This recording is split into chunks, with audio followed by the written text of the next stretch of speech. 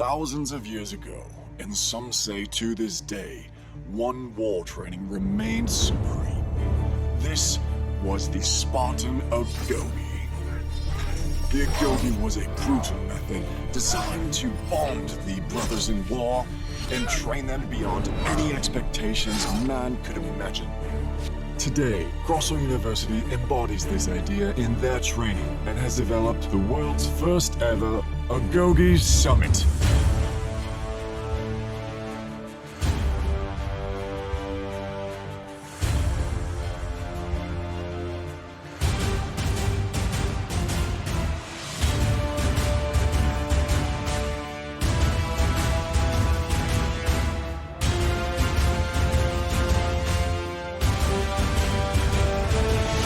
Join us to transform yourself into a successful and respected leader.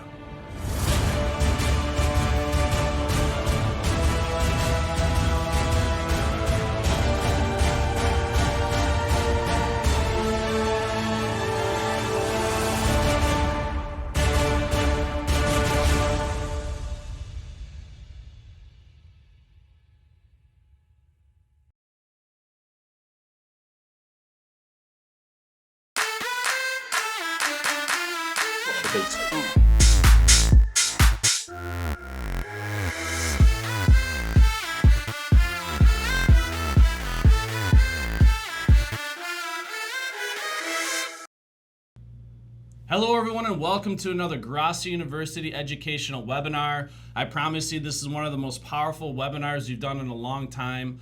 I'm joined by two of the brightest minds in the home improvement industry pertaining to marketing, strategies, maximizing the efficiency of your lead generating machine. And of course, on today's webinar, we're going to take a deep dive into proven strategies to maximize the performance of your call center.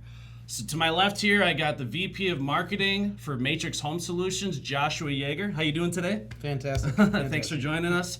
And of course, I'm joined by the CEO of Hatch, Chris Beisch, which, Hatch has been a loyal sponsor of Grosso University for many years now, and they're trusted by a vast majority of our clients, and as we'll see, a vast majority of the top 500 home improvement companies in the industry.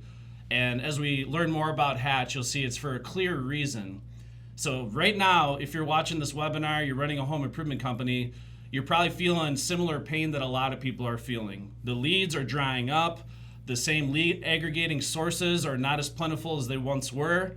In 2020, 2021, not to offend anybody, but a lot of contractors were essentially wildly successful in making boatloads of money in spite of not necessarily having the best practices.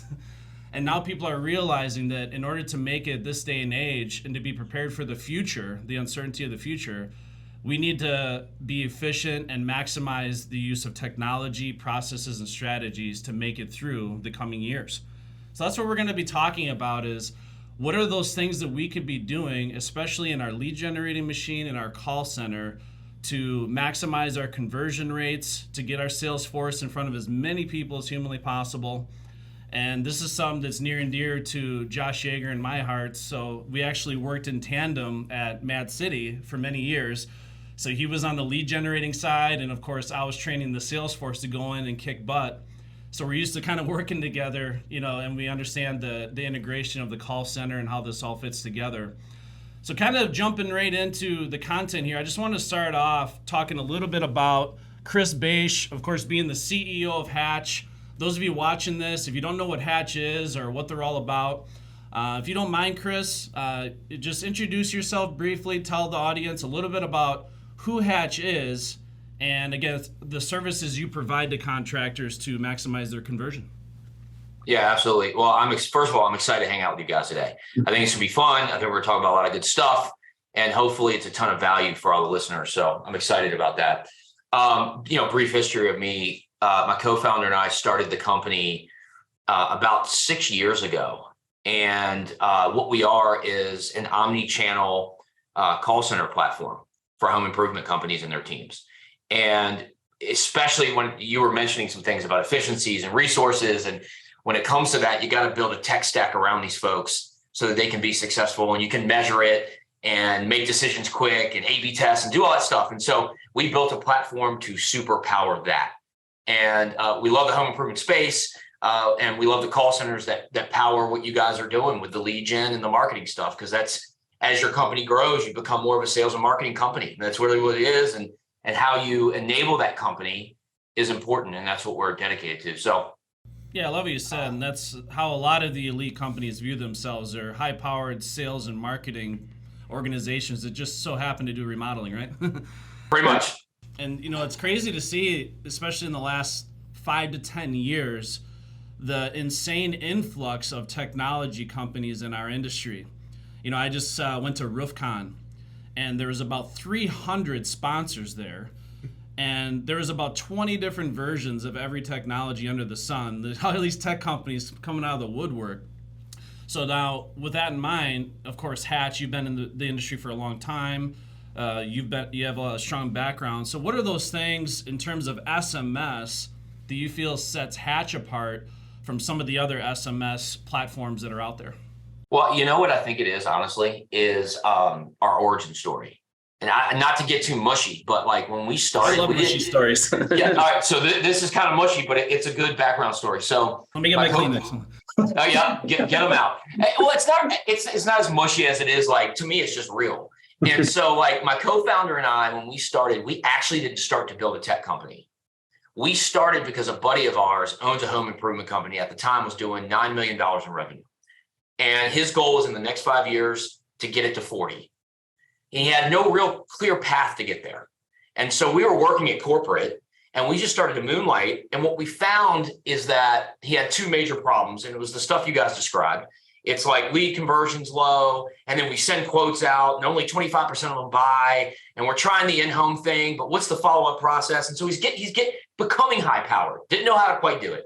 And so what we did was we started experimenting by calling customers and asking what was happening. Why weren't they setting appointments? And, it's weird, Dom. No one answered the phone we called.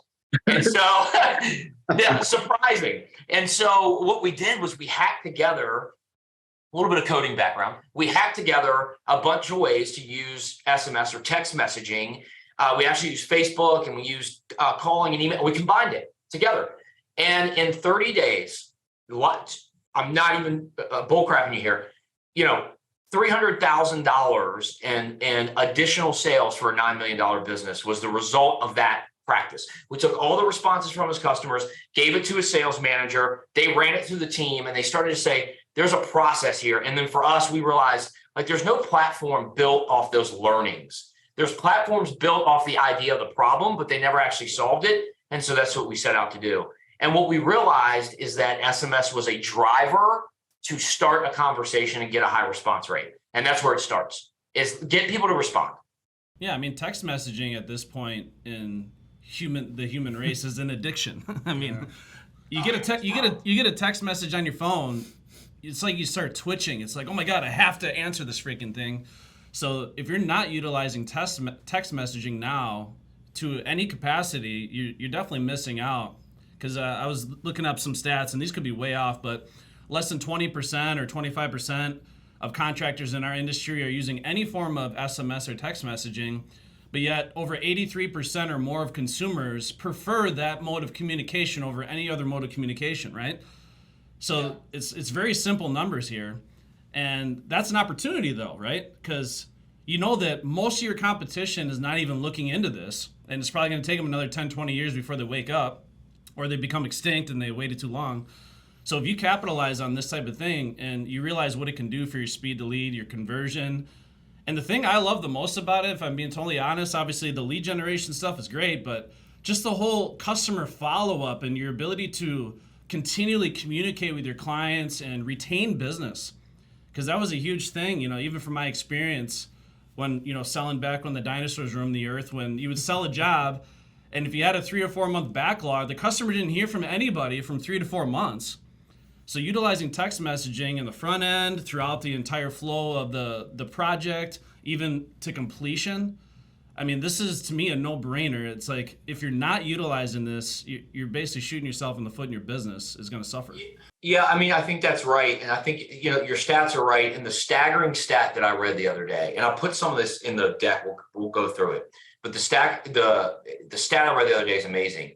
which is other industries that are about 10 years ahead of home improvement, and there are some. Surprise, surprise. 80% of their revenue is touched by SMS. Now, just think about 80% of their revenue? Of all their revenue is touched by SMS. That is from building SMS opt-in lists. That is from customer follow-up. And so what email was a decade ago is and what SMS and other omni-channel is becoming today.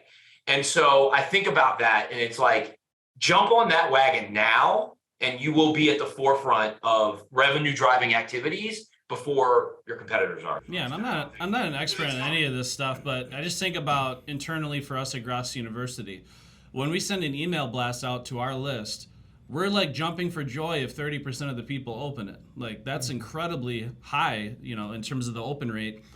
And then for text messaging, what is it, like 98% almost, like, of your text? It depends the use case, but I'm jumping up and down for 30% response. Yeah. 100% open, exactly. 100%, yeah, so that's just it. With email, we're not even engaging on response rate. We're just like, did they even look at it, Nobody can handle the little red alert that they have on the messaging thing. They're gonna open it. Or the ping sound, Like I said, it's an addiction.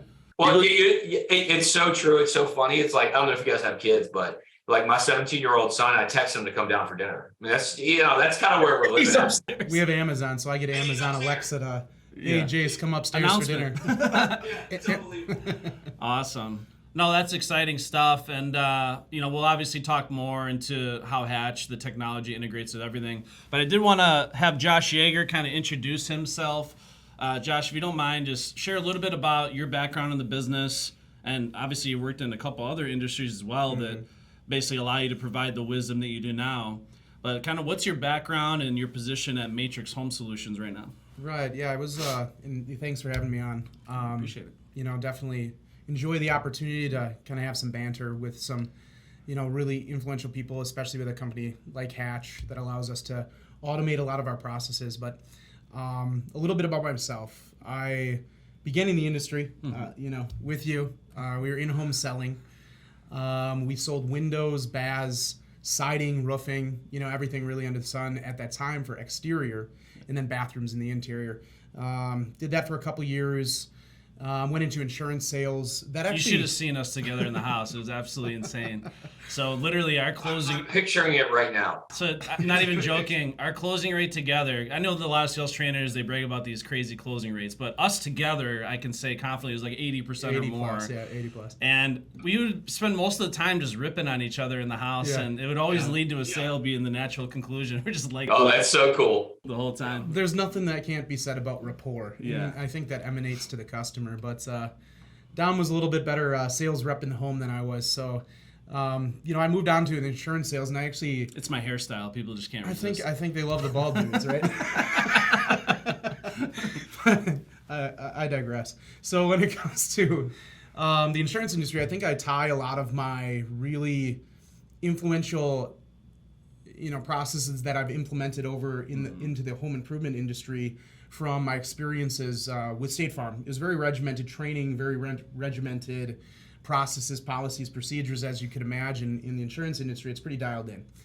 And working for one of the biggest companies in the entire world, State Farm. They have some pretty robust training platforms and pretty robust just development platforms that you can utilize. So I kind of copied that into the home improvement industry. I got to a certain point where there was a ceiling on what I could do in the insurance industry, and went back to Mad City. Dom and I were Mad City sales representatives. I went back there as a door knocker. I was a canvasser. So I started knocking doors around 2015. Yeah, 2015, 14. And got some experience face-to-face with the customer from a marketing perspective. Really focused on sales. Prior to that, I was insurance sales. I was in-home sales for home improvement, and focused on the marketing aspects and really started to dive into the analytics behind marketing. Yeah, and I just want to chime in here. So one of the things that Josh did really well, which is actually relevant to the conversation here, is as soon as he became part of the canvassing team, taking the lead, he immediately began creating processes, procedures, having robust training and role-playing with door knockers to ensure that every single person that's going out and representing your company and your brand is a professional. And that's something that obviously is going to carry over the conversation today, is providing that training. And within a few years, I mean, you were doing what, like 7 million, 8 million a month in face-to-face marketing? Right, exactly. Yeah. So that was in events and retail. We were getting in front of people wherever we could, but Right. it was It's crazy. a systematic approach to every channel where you could get face-to-face with a customer. Recently I began to develop into the other aspects of marketing and digital advertising. I was part of an e-commerce company for wheels, tires, and suspension, where I really kind of dove into the analytics and the metrics behind things and accountability, so stat sheets and scorecards and developing a way to keep people accountable as you scale. Because, How many people did you have in that environment? Like 100 and something? 100 plus in a call center, yeah. Yeah, imagine So- that. Imagine a call center over 100 plus people. But that's what's cool about Josh's experience, is like he was in the home improvement industry, but also working for other industries that frankly were probably a couple generations ahead of the home improvement industry in technology and processes and professionalism. So when you kind of merge those two worlds together, and this is kind of what we're talking about, is this is the reality of the future of our industry, is this is going to be necessary for companies to survive, right? Right. And he thought his framework for thinking about it was about scaling and rinse and repeatability and analytics and data and making decisions. And that is like, it's pretty rare, but if you have that, you can grow pretty quickly. Right. And that was utilizing the technologies. That's going to be the biggest piece when you're talking about scalability, is efficiency and automation. Yeah. So, and I've been involved in CRM implementations, like massive wide-scale CRM implementations. You're talking about a $300 to $400 million business that needed to implement a CRM for their sales force, and I was the one who piloted the project to do that. So, and when you're vetting sources, when you're vetting platforms and technology to do all the things that you want them to do, you need to really be able to think about it holistically and think about the customer journey and the funnel and where you're trying to influence people. And if you think about it from the customer's perspective while you're influencing these technologies, right? We were talking about it like not calling our sons up for dinner or down from dinner, right? Without a text message or Alexa making the announcement, right? Yeah. If you think about it from that perspective, as opposed to, sometimes metrics are great for accountability. Metrics are great when you're scaling and you're managing from afar.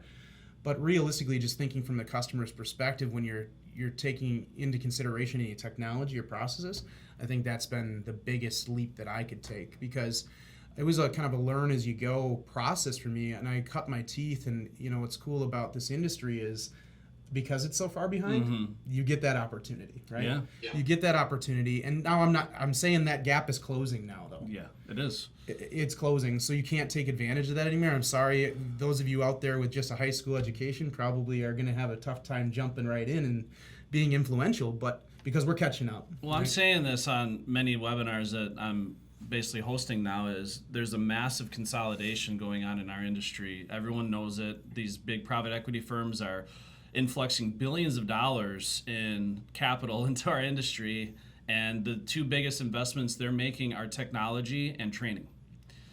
So with that in mind, the old chuck in a truck guy flying by the seat of his pants running a rinky-dink home improvement company is going to become extinct, and the companies that are left over, essentially your competition's going to become more fierce by necessity. Right, and I think COVID had an influence on that as well. Oh, yeah. Obviously.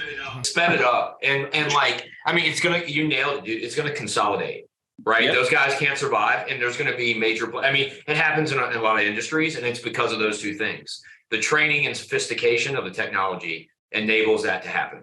Right. And you were talking about A to B testing before, right? And the sophistication, being sophisticated.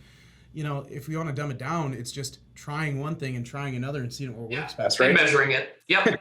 And the best companies out there are doing that. And I implore anybody to submit a lead, so to speak, through any of your sources that you have. Go on to Angie and submit your information and see what happens. The best companies, I'd call them the top 5% of our entire industry we're talking about, depending on what market you're in, is going to be in contact with you within seconds. You're talking 3, 4, 5 companies, depending on what market you're in, And the heavy hitters are going to be within 3 seconds of you submitting that lead on Angie. We'll have somebody calling you, they're hitting you with SMS, and they're hitting you with an email. And if you're not one of those 3 or 4 companies, I'm sorry to say, you're out. Outside looking in. Exactly, you're out, you're gone. Yeah, you have to have the first one and last one in mentality now. Right. You got to get aggressive. Right. Yeah.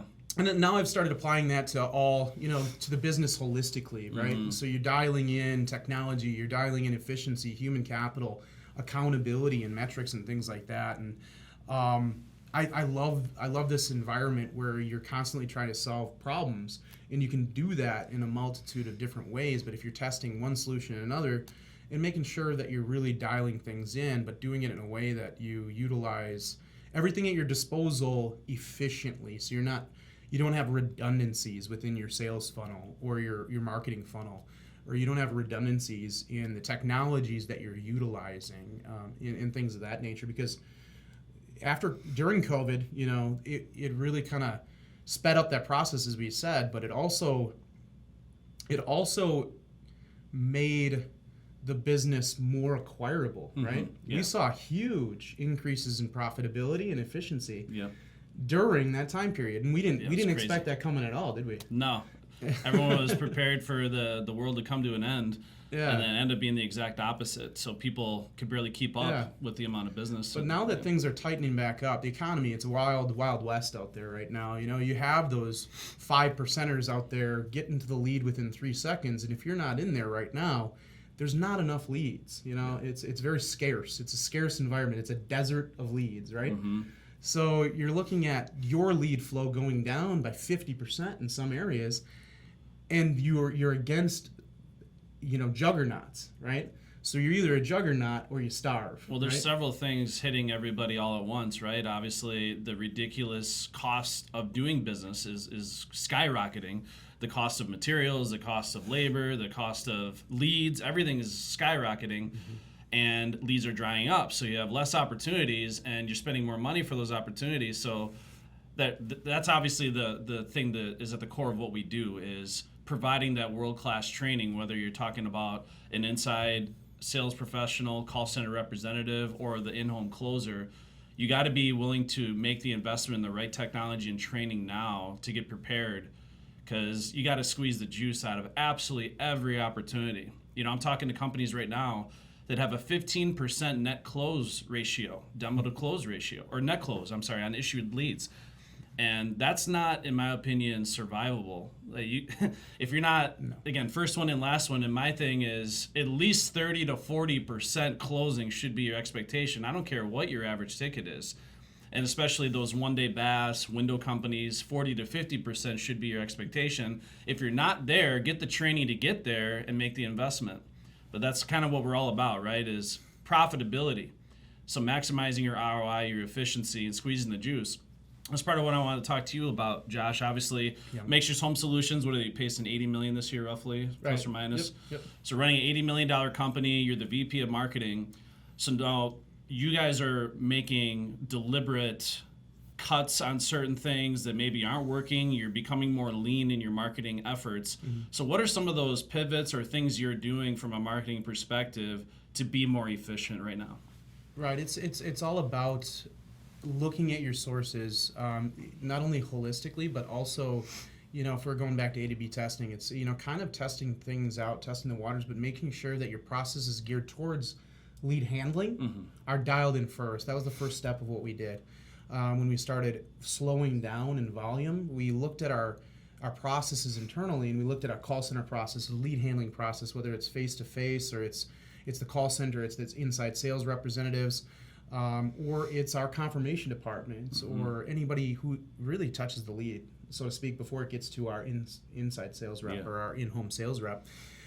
And what we found was pretty egregious, because when we were fat and happy, it's really easy when you have, 50% more leads coming in. Yeah. You don't have to maximize those opportunities. You're literally calling up, hey, when do you want your appointment? They're like, hey, come on over on Tuesday at 6 p.m. I'll be available. You and your wife? Yep, cool, let's do this. And the scripting got a little lax, and the internal processes and human capital got a little bit lax. But not only that, when you have this high conversion rate and the leads seem to flow as soon as you flip a switch, right? You start adding sources all over the place, and you don't necessarily keep them accountable, right? Because everything's at a high set rate, everything's at a high conversion rate. You just need more leads. You need to turn that faucet on, be damned with processes, right?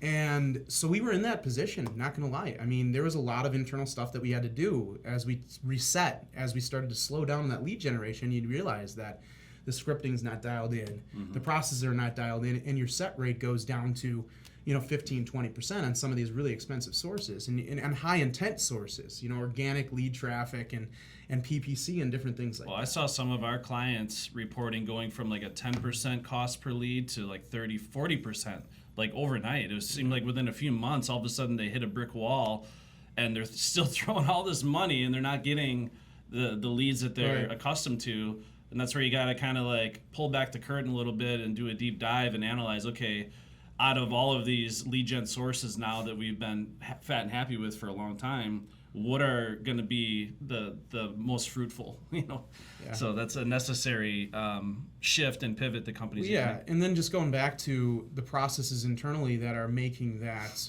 worthwhile, and this is where automation comes in too, Chris, is where, the human element, you have these inside sales reps or call center representatives, there's a human element there. So if you have a specific lead source, organic or PPC, you can call them and they're a laydown, right? You can set that appointment like clockwork. That's very confidence building. That's very motivational. And then you'll have other sources. If you're omni-channel and you got 50 different sources of leads, you're going to have a set rate of 10% on some of those. So you're going to have to get in contact with 10 homeowners before they actually set up an appointment. Yeah. And that can be demotivational. So when you're fat and happy, they're not even focused on that 10% lead source. And where automation comes in, it's like treating every lead the same, because that's only a 10% set rate lead source if you handle it like everything else that comes through the funnel. 35% is only 35% if you handle it like everything else that comes through the funnel, right? So it could be a great revenue generator at a 10% set rate. You might be paying $10 for a raw lead on that source, right? And it's amazingly profitable. And you need that for your business to thrive, because the 35% set rate PPC, you're bidding against sharks out there in shark-infested water, right? Those guys that get to their leads in 3 seconds, those are the same people you're competing with on PPC. Now, granted, you'll set an appointment, they're getting 3 or 4 other estimates, right? Your 10% set rate lead source that you have to work for, only the dialed-in companies are going to be procuring that lead, and it's less competitive in general, right? Because they don't have the capital, they don't have the efficiencies, and again, the automation that treats every lead the same. So when you start implementing automation, that's when you can really hold these lead sources accountable, and that goes back to, I don't know, when you're holding lead sources accountable, it's not, you can start pointing fingers at them. Is this a good lead source? You can only answer that question if you're handling them correctly, right? So that's what we were talking about in the beginning. If you're handling them correctly, then you can start holding these lead sources accountable, and you can start picking and choosing and being very selective where you put your dollars. Yeah, and the way you guys think about it, like, so if you have 50 lead sources and half of those deliver a 10% conversion rate, right? Like, they need a process around those that could be different than the other that convert at a much higher rate. And what we found is, I don't know if you guys are seeing this, but we found is those leads that convert less, I mean, they take more work. It's like they got to be touched 10 times. They got to have calls, emails, like you got to work toward them. And you can't hire your way out of that. You have to put automation and different channels toward it.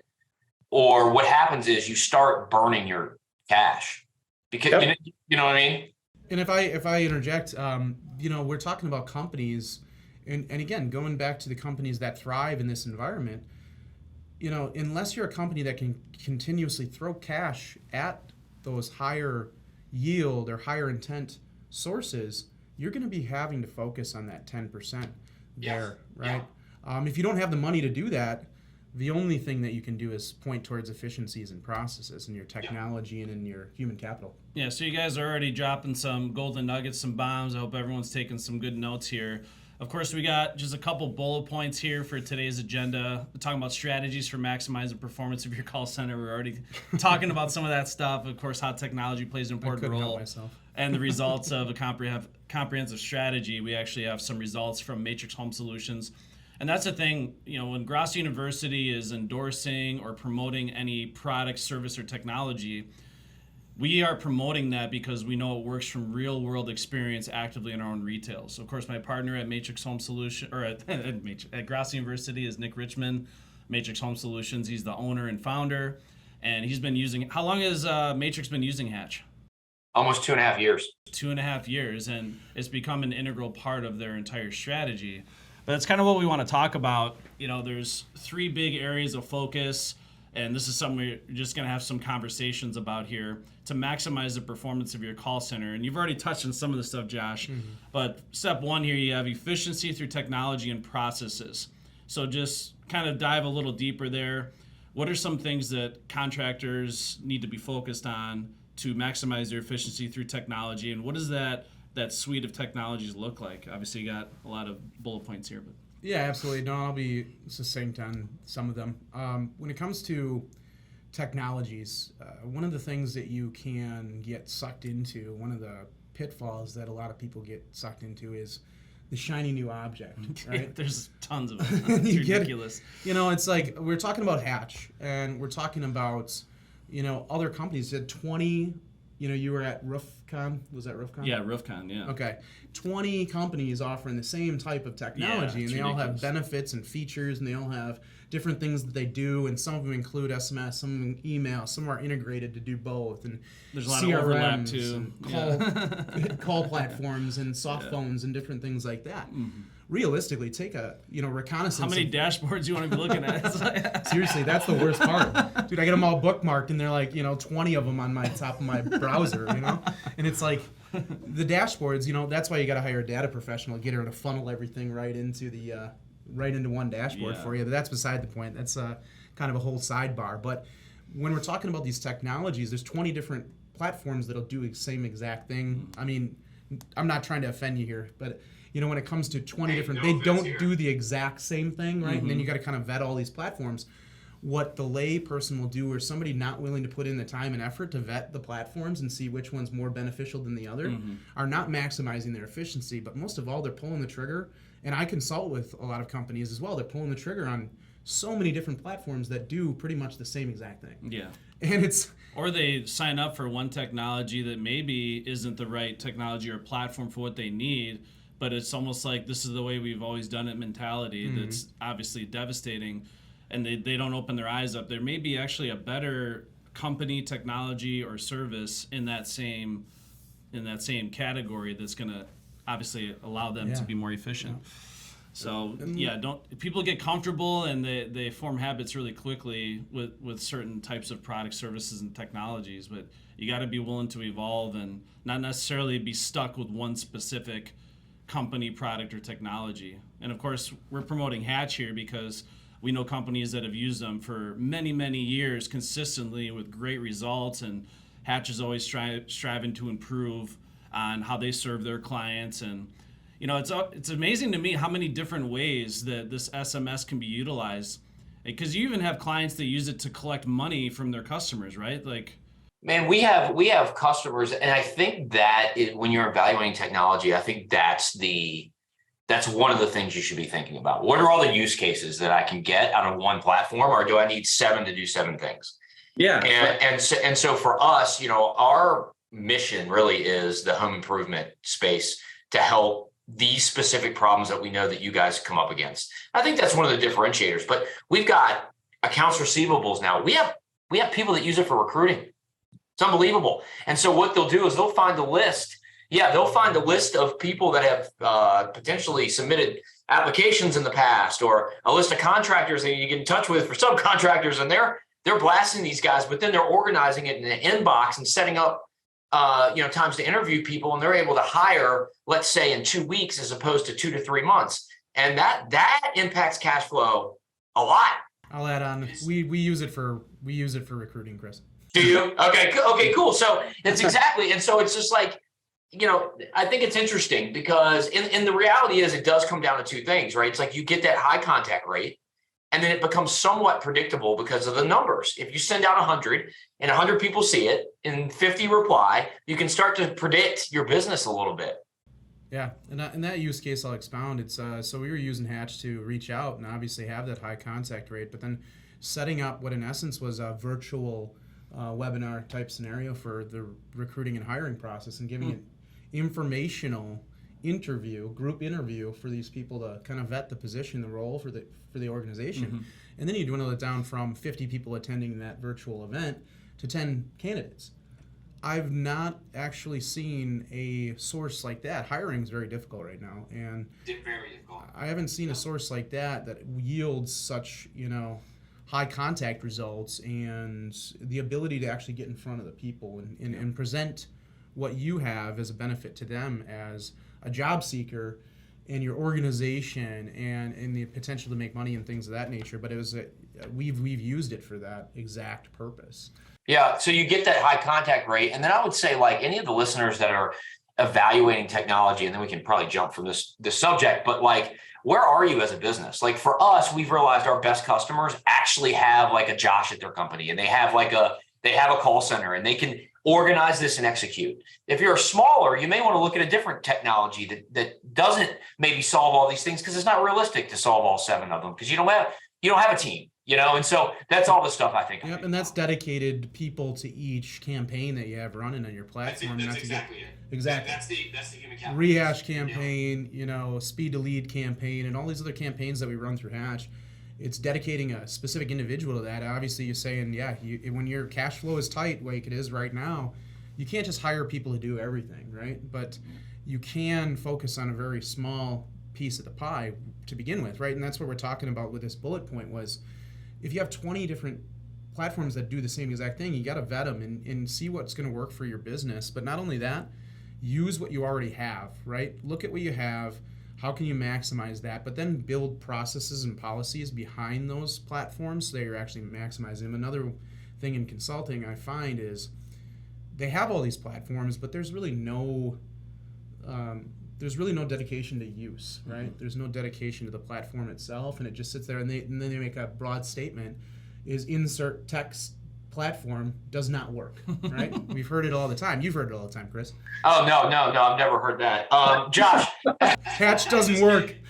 So how do you think about that? So you're going to say, hey, look, I want to get better at a rehash strategy. Do you literally just break it out into 2 buckets and say technology and what are the human capital resources I can put toward it, and how do I hold them both accountable? Is that how you kind of think about it? Or Yep, that's the 3 bullet points right here. Yep. So realistically, what are we going to use? Who's going to be utilizing it, and how are we going to hold them accountable? So if you look at it from a holistic perspective, how do we make that decision? It was realistically, you just look at the platform itself, you look at the resources that you have, and like I said, even if you're looking at a small piece of the pie, Rehash, for example, it's just dedicating a person to that to really hammer that area of your business. We have the luxury of having some really talented individuals, some really talented people working on these platforms. How much are you guys garnering in Rehash per month, would you say right now? $1 million plus. $1 million a month in Rehash. Yeah. So it floors me. I'm still talking with companies, pretty large companies that have been in business 20, 30 years that have an insane pipeline of past and demo no sales or previous customers, and they're doing 0 rehash. It just floors me. So if there's anything you can do to do yourself a favor sooner than later, is getting with Hatch to put together a strong rehash campaign, because $1 million a month, that's low-hanging fruit that you can use obviously to kick ass and take names to finish the year strong, but bridge the gap in this difficult time. You got to capitalize on that. I've talked to companies that have like 20-some thousand people in their database, and they're not tapping into that at all. Like, it's absolutely insane. But then also, looking at your efficiencies, and if you're not using, cut it for now, right? And so you can focus on things that do work. That's the biggest thing. Like, cash flow is an issue. Trim the fat. Spending money on things that you don't utilize is not ideal, right? And then taking a look at what you have the bandwidth for, and then implementing strategies behind that. But looking at the entire customer funnel, like going back to your question, Chris, taking a look at what is the rehash, what is that workflow, or what does that funnel look like, or what do those customer contacts look like, and what is ideal situation when you're trying to get a hold of somebody that you've already been in contact with, you've already provided an estimate for what's an ideal number of touches that we have with that customer. But I even if you're thinking about it holistically, there's weird scenarios in our business where we've literally garnered leads from TikTok, where you're messaging on TikTok and these people are creating comments on videos and we're getting leads from there. And it's like, it's such a weird environment right now. It's not just, one specific way of contact, but you need to look at that customer journey, whether it be rehash or a customer journey from a fresh new lead from one of your aggregators or a fresh new lead from canvassing or face-to-face. They're not all the same. So you're going to need to create campaigns. But now, granted, when we're talking about somebody dedicated to this platform, you can dedicate somebody to a platform like Hatch and have them handle all the campaigns, but then you just make them more rudimentary. You have less contacts in there. You make them more pointed, right? You make them more drilled down so they're only contacting really high intent people, and you just have somebody own that. And that's where we see a lot of success, Josh, is where somebody says, hey, I need to tackle rehash. It's $1 million a month opportunity. I'm going to put a piece of human capital behind it. I'm going to pay them well, but they're going to have a process in there, and we're going to watch it weekly, daily, and we're going to measure it. And over time, that goes from $50K a week to $200K a week to $300K a week. And you learn, and eventually you're doing $1 million a month in rehash, and you have somebody dedicated to it. It's their job. And that's where we find we fit the best. And that's why the automation piece is so key, because not one person could handle even a rehash program being as robust as the one we have if you had to manually send any of that correspondence, right? But then in the same token, if you're going to dedicate a resource to that human capital, as we're calling it, the training, the coaching, the regular touch points, the performance-based, the motivation, all those things that you have to think about, you could have one of the best pieces of technology and you could have processes and policies surrounding it, but if you don't have the right person or just the person in the right mindset taking care of that, it's not going to be successful. And that's... I'm still wondering how TikTok comes into play. Is that Dom just doing the gritty and sitting out? I'm a man of many talents. You should see some of my dance moves. It's absolutely no. great. Usually for us, it's basement related. It's not gritty related, right? we have basement TikToks. Yeah. So now that's the important thing, and you touched on this before. Is a lot of people are successful despite themselves, and they got a little sloppy, kind of fell asleep behind the wheel. So what are things that companies can do actively right now to be like, okay, I'm going to invest more in training, coaching, and create incentives for performance-based incentives. So what are some things you guys are doing to stay on top of your inside sales representatives and just across your whole marketing department to give them the proper training and coaching they need? So it's regular touch points. It's really kind of staying on top of that and having an audit process and listening to call recordings and really dialing in. Like, honestly, when you talk about the atmosphere and consumer behavior in the economy right now, being really dialed in is key. So you have to put the resources and time into that, right? We're all running around like our hair's on fire as leads dry up, right? So this sounds overly simplified, but I'm a very systematic salesperson, okay? And obviously your call center representative is an inside salesperson. They're selling the lead, right? If they're not following a step selling process on the phone, you guys are missing out on a huge opportunity right there. I can't tell you, again, I'm not an expert in the call center by any means, but I talk to a lot of companies that have a call center and there's no step selling process. There's no methodology for qualifying that lead, getting all decision makers present. There's no method to madness and zero accountability. So now Matrix, as I understand it, you guys literally have a step-by-step, essentially like a sales process that every call handler is trained and measured by, right? Right, exactly. And, even expounding on that, you have the objection handling, right? Because right now... What a concept. I mean, it's insane because... the first time you ask is never the time they set the appointment, right? It's usually never these high intent services. Like we're talking about 35, 40% set rate, those PPC campaigns, the Google campaigns, all of those things that are high set rate.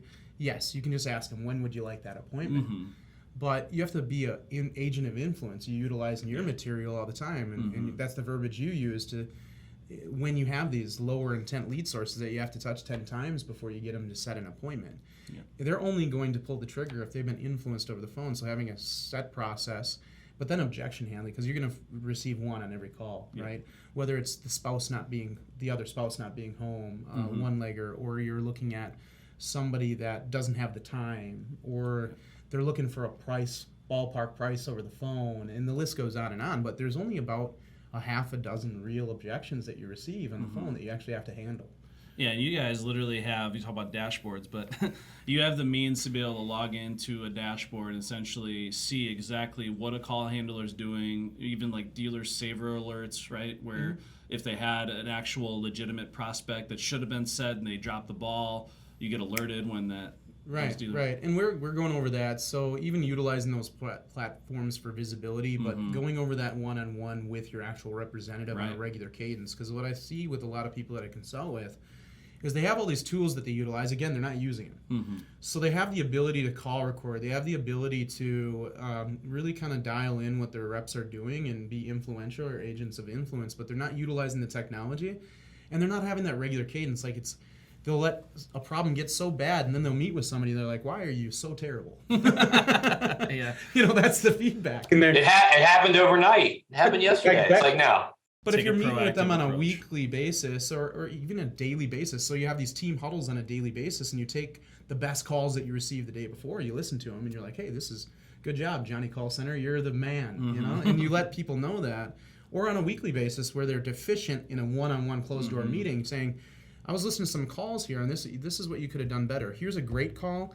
Here's one that you need to do a little bit better." Okay, and having that regular feedback. But when you do that, also remembering that this is a human. This is a person that has to be motivated, has they have desire for recognition, just like anybody. And we were talking about all the struggles that our businesses are having, but let's think about the people that work for our business, right? You build people, and then people build your business. So if you're building people, and you're taking the business element out of it completely, what would be demotivating for you as a sales rep? Low conversion rates, right? That would be pretty demotivating. You go into a prospect's house, and for whatever reason, you were closing at 50%, now you're closing at 20%. Conversion rates are sapped. It's a Shark Tank out there. They're getting 3-4 estimates because the leads are so sparse. There's not enough actual lead volume to go around, where you're getting into really competitive situations. Well, that's the same thing for a call center representative. Imagine making 100 calls, and the only people that answer the phone tell you to F yourself, right? Yeah. 100 calls. And you're doing some great things there at Matrix, just with the opportunity that a call center representative has. I mean, correct me if I'm wrong, but I think you have some call center reps that are making like over $100,000 a year. That is true. And they have opportunity to literally make, in some cases, multiple six-figure income if they're really dialed in, no pun intended, call center. But so what are some of those things that you're finding is working for Matrix to keep people motivated, to keep them inspired, and again, have the incentives to obviously hone in their skills and up their game so they don't get too complacent? It is robust pay structures, but also that regular feedback, so they can be successful. Because the biggest motivational factor that you have in when you're coaching any team, I don't care if it's Little League baseball, is regular feedback. But not only that, to solve their deficiencies, right? Because nothing's more discouraging when you're doing something, an activity, and nobody tells you what you're doing wrong, right? Especially when you're in the development phase, right? Like we're talking about Little League baseball. You're in a development phase, and if nobody told you that you want to keep both hands in the bat through your swing because you're swinging a certain way, those coaches that, kind of mold you as you get older, you probably aren't going to be a very good baseball player if you're just learning that on your own. Baseball is one of the hardest activities, man. 33%. Yeah, you're an all-star at 33%. I mean, well, you're Hall of Fame, right? Yeah. So taking a look at it in that context, like without that feedback, that's the biggest motivational factor that you have. But then once you get them in a place where they can be successful, making sure that you're doing things, compensation's one, motivation, obviously. Compensation, making sure it's justifiable for the task that you're asking them to do. So if we're talking about specific channels, right, we're talking about rehash, we're talking about some of these channels are going to be more difficult than others, right? So you're incentivizing difficult channels in an appropriate way so that people are, and given the skills to be successful. Nothing feels better at doing something difficult and being successful. Doing something easy and being successful is, it doesn't really get your juices going, doesn't get you up in the morning. But if you're going to take on a difficult task and you're going to be tasked with doing that, and then somebody empowers you and gives you the skills and the materials that you need to do that, and then compensates you fairly for doing that, that's where you get these really loyal representatives, and you can kind of set it and forget it, right? I mean, as business owners, again, we're talking about the human element and keeping people motivated and taking care of them. But then let's go back to the business part, because that's what it's all about at the end of the day anyways. You got a motivated individual that's really loyal to your company, that's really good at what they do. You can set it and forget it. Rehash is now in the back burner, right? Now let's focus on this other channel where we could be successful and dial that in. Yeah, so I work with a lot of companies. They have all these crazy things they do for their sales team, you know, all these vacations and bonuses and all this stuff. And then almost nothing for their call center reps or their production team. And the companies that I see that are thriving right now have that same type of recognition and incentives and bonus opportunities for their call center reps as they do their salespeople. Even like vacation packages and stuff they can earn, performance-based stuff, and anything you can do to recognize people, and even for like annual awards, right? Do you have like a way that you can recognize those people for what they're doing in front of their family or their peers or their coworkers? And the one-on-one stuff is obviously key, right, throughout. And then, of course, giving them that pat on the back that they need, you know, as frequently as possible. So good stuff. And then visibility and accountability, of course, is the last bullet point. Stat sheets, scorecards, dashboards. We've talked about that. Yeah. But what are some other things, I guess, we can do to kind of wrap up that last bullet point? What level of visibility do you think is going to be necessary, and how does that look? Yeah, just, you know, mostly you have to take a look. That's a great question. But most of the time you have to take a look at, you know, some core KPI. You know, these are the things that drive my business. These are the things that drive my call center, and dumb down a lot of the dashboards. We were talking about, you know, I have 20 tabs of dashboards for every single platform that we're using, a tech stack.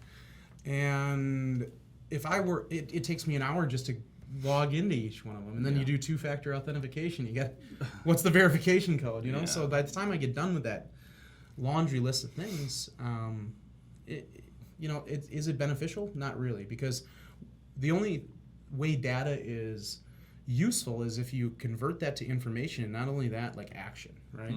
So if it doesn't convert to action, then don't look at it, right? If you're looking at a KPI, now I'm talking about as an overall business, right? You have your VP type drivers, you have drivers from a CEO standpoint like yourself, Chris. I'd imagine at a high level, there's 4 to 5 metrics you can look at and realize or understand if your business is healthy.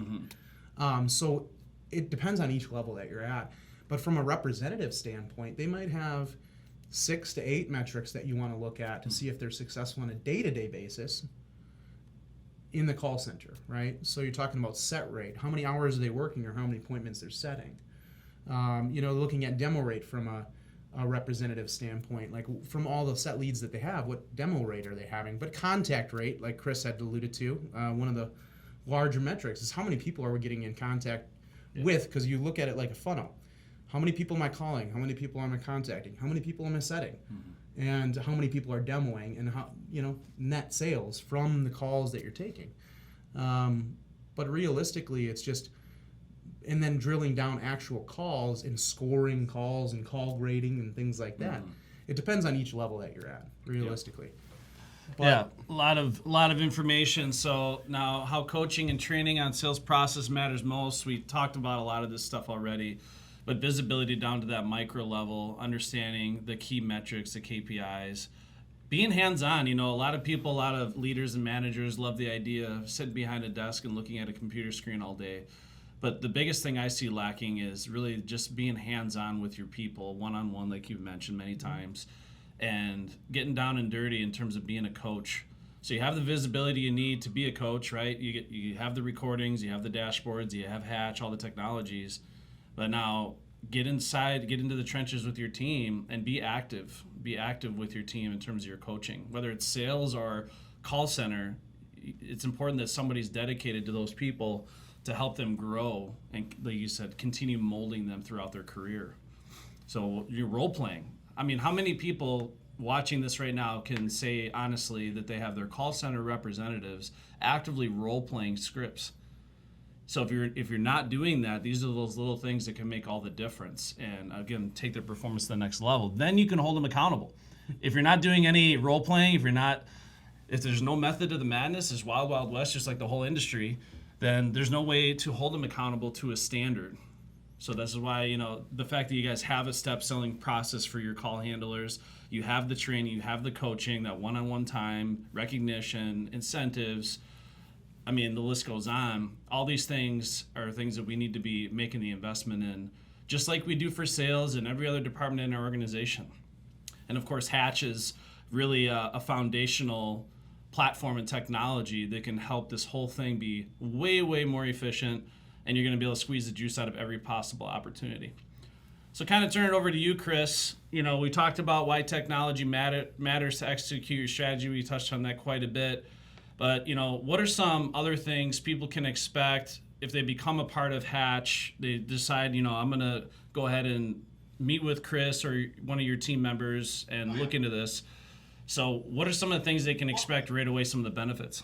I think you guys nailed it. I mean, when it comes time to setting up your call center for real success, you're going to need high contact rates. You're going to need automation so that you make sure it's happening all the time. And then you need the qualitative stuff so you can train and get people better. I mean, those are really the three things you guys talked about in a nutshell. And I believe our platform gives you some of that. And we're trying to get better all the time. So we're constantly meeting with folks like you to say, hey, what other features can we put in to actually make that easier? But I did have an idea that popped into my head, and not that we want to be talking about other companies, but I was saying you guys should have some sort of partnership or integration with Destination Motivation for their vacation voucher program, because I know they contact companies right at the point of sale, typically a day or two after, but I was envisioning like some sort of text message that would connect them to that voucher. That'd be a good button-up tool. You could use it for recruiting. You could use it for employee recognition. There's like a billion different ways that you could integrate SMS and some incentives like that. But that's just another example of how you could utilize text message as a sales tool or a button-up tool or retention, or even if you're doing a rehash campaign, tying in a vacation voucher with a call to action, right? Yep. Wow. Love those ideas. And then A/B test them and see how they work. Yep. Yeah. That's really cool. So I put some contact rate and predictability, right? To me, that helps me think about scaling and efficiencies and checking into all this stuff to make sure that we're getting the low performing lead sources performing better, to make sure that if we've got a contact database, I'll call out Matrix, you guys have, 300,000 contacts or whatever it is. That is actually, those are assets that are, worth money. Those people have contacted you and said they had interest. Those people have bought from you before. Like all that stuff is opportunity to continue to drive revenue and be the leader in the space. And so I put some interesting stats I think the listeners would be interested in. So I was talking about this earlier, okay? But this is from Gartner, pretty reliable source. Consumers are moving toward this mobile reliance where, like our kids, they won't even come downstairs until I text. But Gartner is reporting that SMS open rates and response rates are as high as 98% and 45% respectively. Just think about that. Yep. In contrast to the 20% and 6% for email and calling. And what we learned is email and calling still important.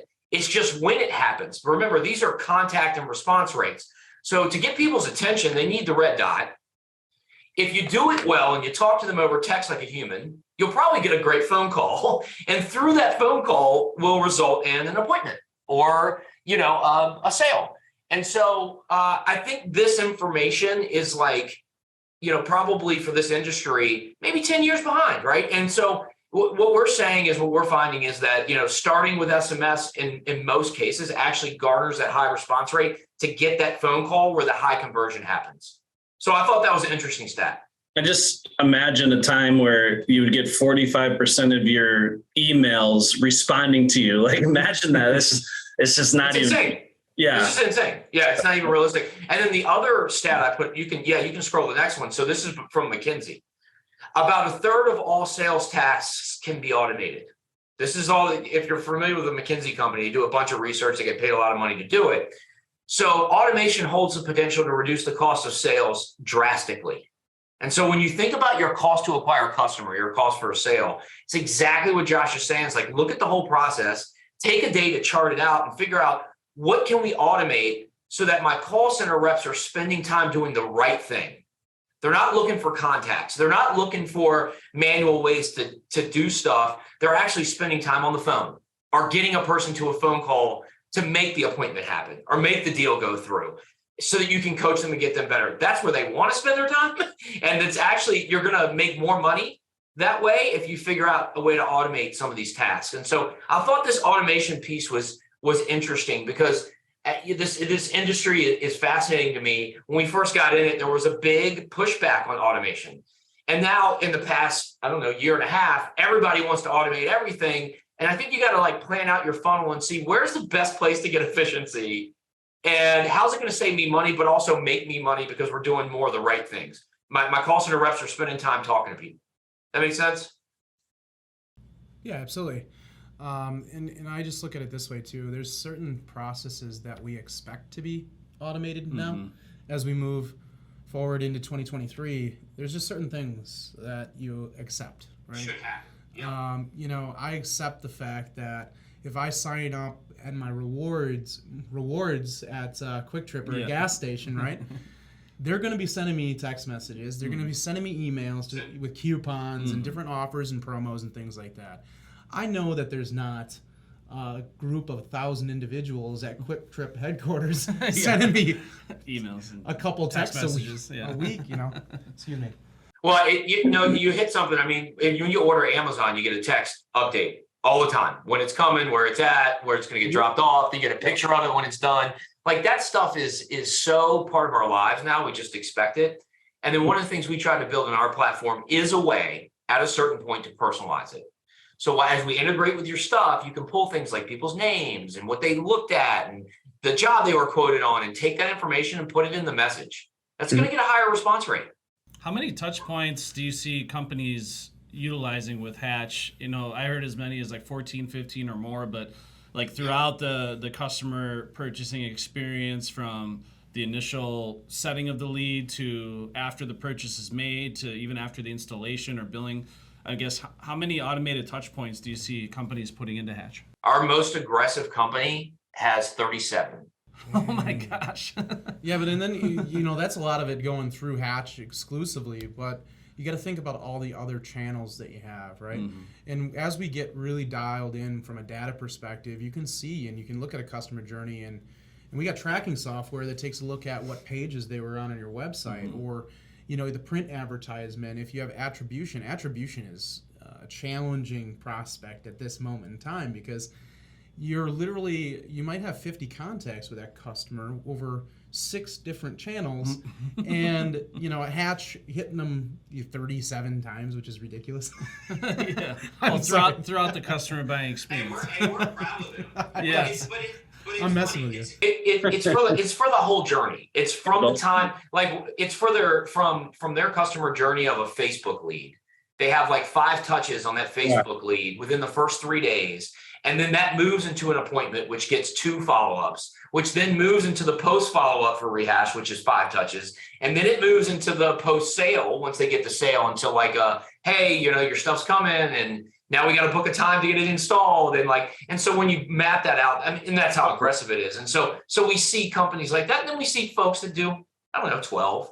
I was thinking about it from a lead procurement perspective. That makes a lot more sense. No, throughout the customer journey. That's what I was saying. That's what I love about that. To be honest, 37 touches, Dom. Yeah. Because let's just be honest, it's going to be absolutely impossible for a home improvement company to have any sincere, legitimate level of communication consistently with all their customers. They just can't do it. They just don't have the human capital to pull that off. Look at the math there. If you have a $10,000 average ticket or a $12,000 average ticket, and you're going to do over 10 million, you alluded to a company doing 9 million. That's kind of the plateau, 9-10 million, where you can have like rudimentary processes. Yeah. Once you break that $10 million like ceiling, you have to start adopting technology. It can't be a guy out of his truck handling their digital advertising and posting selfies on his Facebook profile, and then contacting the customer and installing and scheduling the materials and all of this stuff. You can't do it. And I think that's the biggest key, is just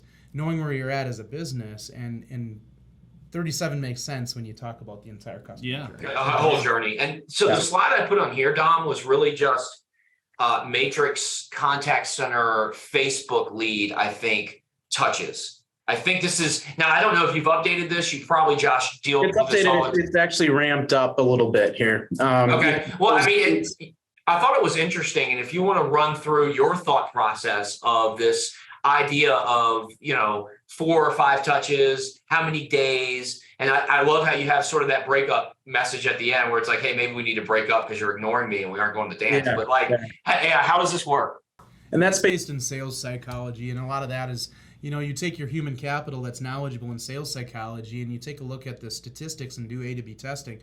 Or you just rely on really large companies, A to B testing, that's already done everything that can, there's reports and studies out there that you can find on literally anything. And that's new lead or customer acquisition, right? New lead, new data. How do you handle that the most efficiently and how do you purposefully and successfully, right? So if you take a look at the customer journey on the screen there, and it's that first day getting a text, email, and a call out. Now we've actually added a lot more calling in here as a result of just some things that we've seen as a business. And that actually is very rudimentary test that I did myself. I submit my information on our channels, like an Angie lead. I'll submit my own information and see what other companies are doing. Because if that's a top 5% company and they're $100 million, a $200 million organization, you just copy what they do. Yeah. Like honestly, if you're trying to scale your business and you're trying to get to the next level, take a look at what they're doing because they've already put the effort and research behind it. Let's face it, they probably have 100 marketing employees. Modeling is important to being successful in business. They say, if you copy one person, that's plagiarism. If you copy everybody, it's research. Oh, man. Yeah, that's a good strategy. Yeah. So if we're looking at that's my life strategy right there. Well, gracias. Yeah, exactly. Yeah, you look at the process on the screen there. So there are some additional calls in there, but again, utilizing sales psychology and those touch points and automating it, right? Because if you look at, so I'll even just throw a number out there, 7,500. That's the amount of leads that we procured in October. Holy Lord. 7,500. How many of you would love 7,500 leads in a month? Now, some of those are fairly low intent buyers, right? So data grabs and things of that nature. Right. And we're actually maximizing what we're doing from a volume standpoint so that we can implement some new strategies to take this low-hanging fruit and using dialers and different things like that. Or not low-hanging fruit, excuse me, but just very low volume sources in terms of set rate and efficiency. And then bumping up our ability to process those, right? Faster. Yep. It's kind of like a lead manufacturing process at this point, right? You're taking raw materials or raw data. I mean, it's almost like buying a call list, right? That's been scrubbed against the DNC and you're cold calling. It's kind of like a lead manufacturer. If you increase the efficiencies, like Ford building vehicles, right? Automation of all those processes in the middle, you're going to get a great result at the end, but you can do that a lot faster. You take all these raw materials, these leads, and if you're only expecting to get one sale out of 1,000 of them, and you have the means to automate a lot of the process to make 1,001, then you've got a lead manufacturer there, right? And this stuff right here, it takes 7,500 times just the touch points you have on the screen right there, and you'll see that if you don't automate, you're going to be stuck at that $9 to $10 million. You're not going to be able to compete with us. Right. Guaranteed. Because we're going to buy every lead that we can get our hands on. Not only that, we're going to appropriately handle those leads every single time. Well, at least we hope we do, right? Yep. Nothing's all or nothing. Right? A lot of people are feeling pain right now, but I have to say that I am talking with a couple $60, $70 million companies that have too many leads right now, believe it or not. I know that seems like a thing that used to be a problem, but there's still companies today, because of how dialed in they are and their lead generating machine and all the technology and everything we're talking about here, their funnels and the different touch points, they have more leads than they need. They're actually looking to essentially hire more salespeople to try to keep up, or obviously get more efficiency out of their existing salespeople. But if you already made up your mind that you're never going to have enough leads, then you're already setting yourself up for failure. So we got to be solution oriented. There's things that you can be doing to evolve your business, to evolve your strategy, to feed the machine, so to speak. And these little things, these little touch points can make or break. 7,500 in a month. And like you say, you're going to filter those down to get sift through them. And we're at that point. I mean, I have so many sources that we were procuring that, I could shoot that number to the moon. It could be 12,000 if I wanted it to be, right? So, and at that point, that's going back to the beginning of our conversation, is when you can get a little bit more selective, when you dial in processes and you dial in what you're doing and how you're handling these things, then you can be selective. You can say, it's not me, it's you, right? The old dating adage. The old dating adage. Me, it's you. It's not me, it's you. We wish we could say that, but usually, it's not you, it's me is usually what we're stuck saying, right? But we flip that on its head from a business perspective and say, it's not me, it's you, right? Yeah. And we'd not like to receive your leads anymore. It's really how that conversation goes. And so there's some companies out there that are struggling, and I'm talking about aggregators, and I'm talking about these lead machines, so to speak, that are really struggling to get quality leads generated. So they're resorting to some, I don't know if the best word is tactics, but it's almost like a bait and switch in terms of they're utilizing government grant verbiage and things of that nature. I'm not a fan of that. So if you can cut those sources out, because you have that problem, you have unless you want to seriously waste your sales reps' entire day having them run government grant leads. Yeah, so it's something to take up. But if beggars can't be choosers, you got that old adage as well. So if you're relying on those leads for 30% of your volume, I mean, you're kind of stuck between a rock and a hard place. Right.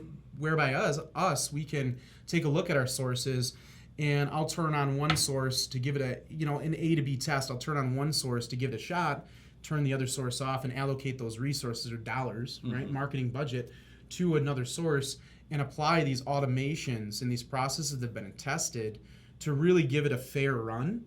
But if I give it a fair run for 30 to 45 days, you can't be afraid to absolutely cut bait with those things too, with unapologetically. If you're spending $1,000, even as little as $1,000 in a source that's not working for you as a small organization, that's a lot of money. Yeah, trim the fat. Yeah. Turn it off. But then there's companies out there that are spending $30,000, $40,000, $200,000 on specific sources. If it's not working, that's an easy decision, right?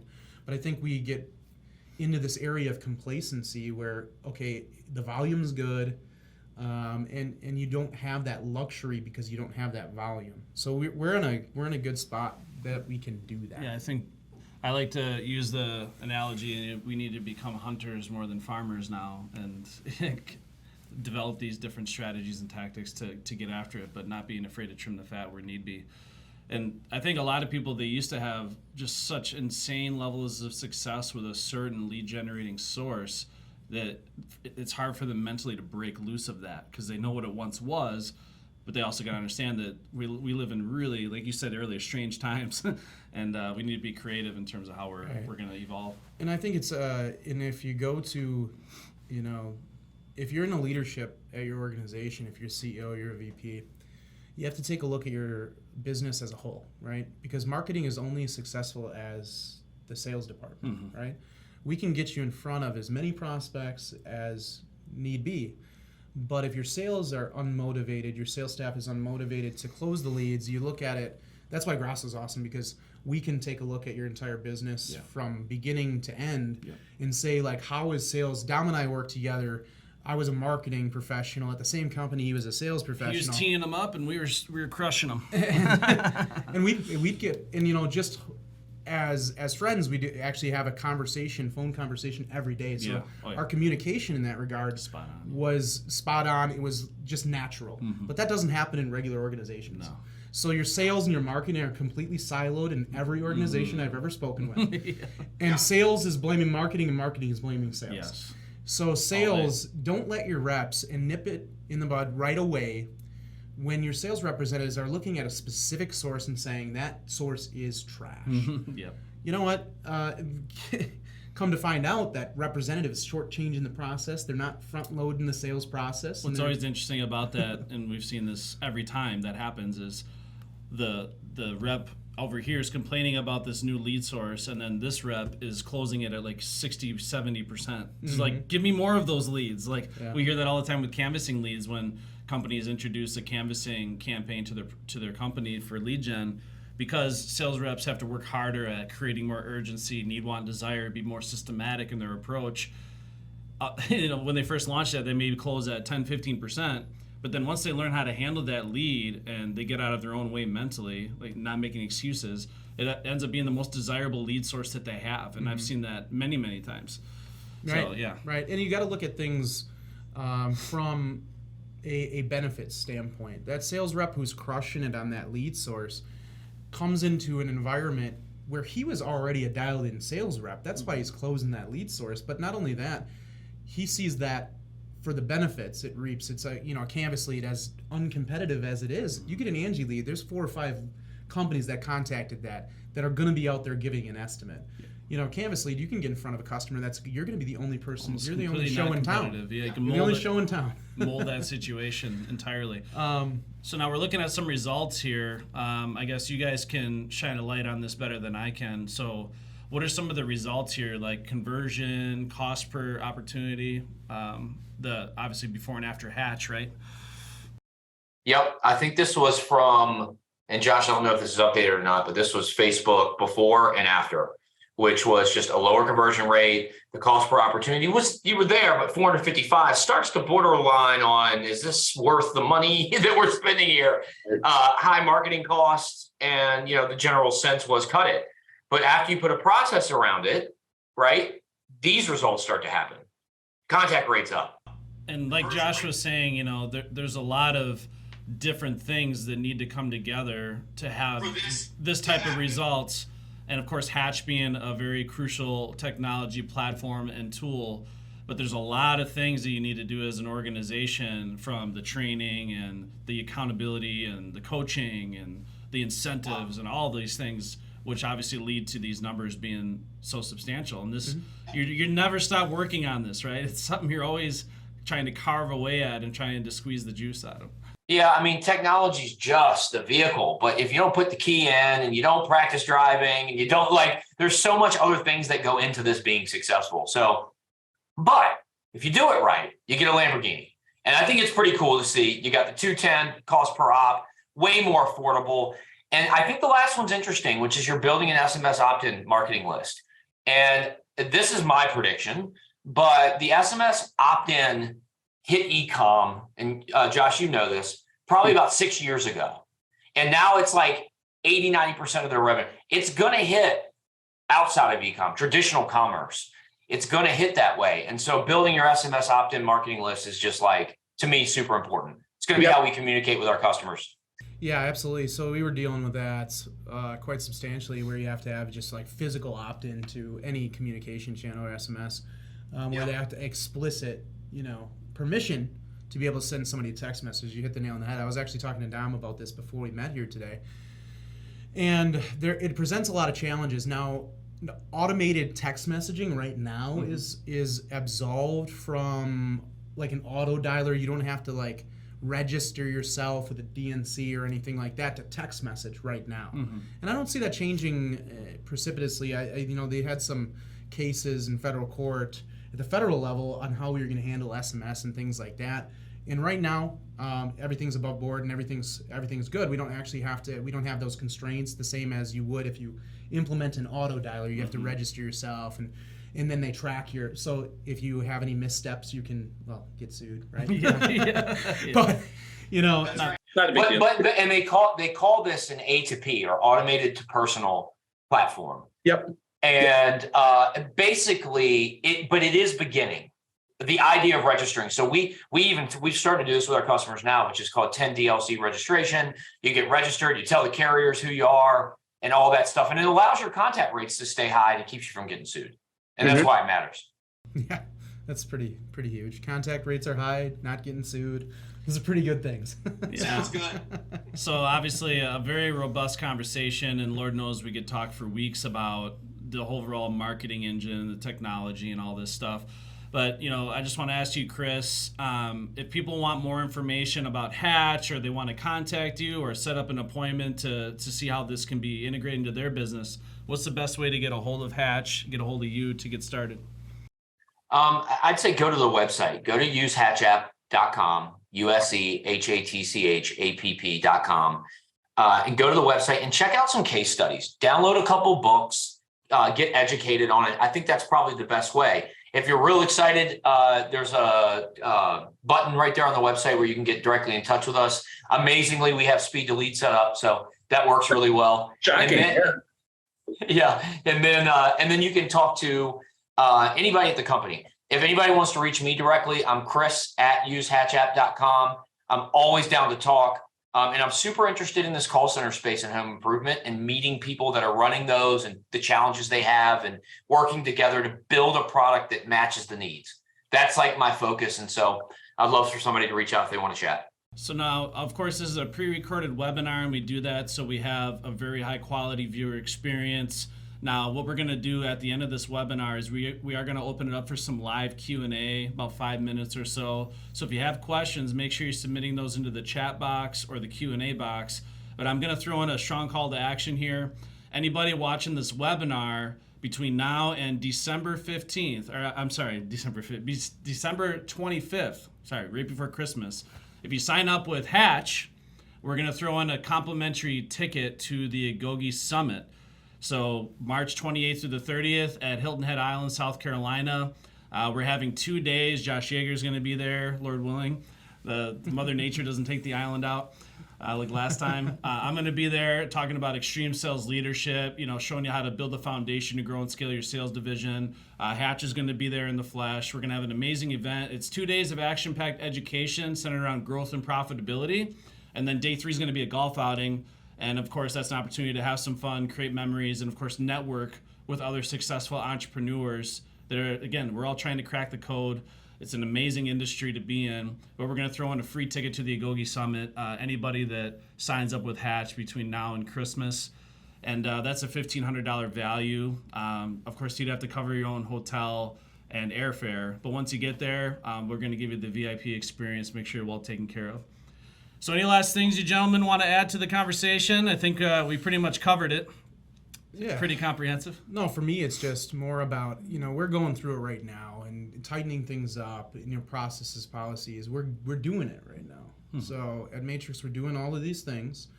So I just implore you guys to look into some of the solutions that Grasso has, because you can talk to me. I could be a resource. And I'm literally going to be talking to you about things that I'm doing right now. Yeah, active in the business, right? That's and at a large scale, right? So we can do that research or that implementation for you. Some of these implementations on CRMs, $50,000 to implement and different things like that. Technology is a resource that's best utilized by observation, right? You observe somebody using it, and you see them being successful in implementing that. And I can help you out with that because, I've worked with Hatch. They have implementation handled on their end, right? But if you need somebody as a resource to kind of talk about how that fits within your customer journey, I'm the guy for that. So absolutely. I appreciate your time, Chris. Thank you very much, Josh, for making the travel. You drove all the way from Chicago this morning to be here. I'm going to Green Bay after this. So yeah. A lot of driving. And I just want to say thanks to everybody that for their endurance watching this webinar. Typical Grasso webinar, only like an hour and a half long. But I hope you found value in the conversation. And stay tuned for 5 minutes of Q&A. As always at Grasso University, yes, you are a closer. It's